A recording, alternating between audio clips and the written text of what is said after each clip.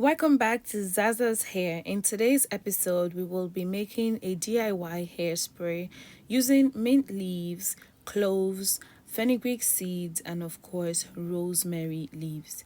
You want to go ahead and blend them separately. These are some benefits of mint leaves for those that don't know. We're going to start by, of course, washing your mint leaves, then transferring them into your mason jar or container, and then you will add your blended cloves, blended rosemary, and blended fenugreek.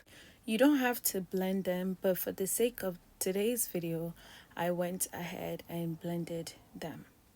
So just to let you know, mint is good for dandruff, it's good for hair fall, and it's also good for a greasy scalp.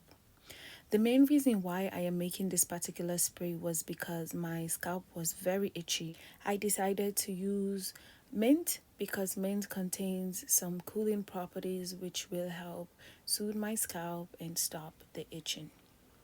I went ahead and poured 2 cups of hot water, not really hot, but yes, hot water into the jar, and then I am going to close it and let it infuse for 2 days. This is what it looked like 2 days later after storing it in a dark, dry place.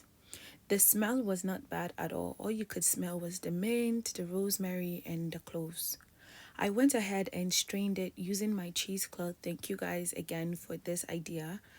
And then I transferred it into my spray bottle, and then it was good to use.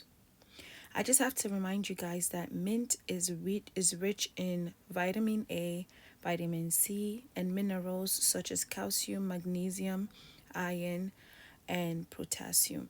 And that brings us to the end of today's video. Don't forget to like, share, subscribe, and I'll see you in the next one. Bye-bye.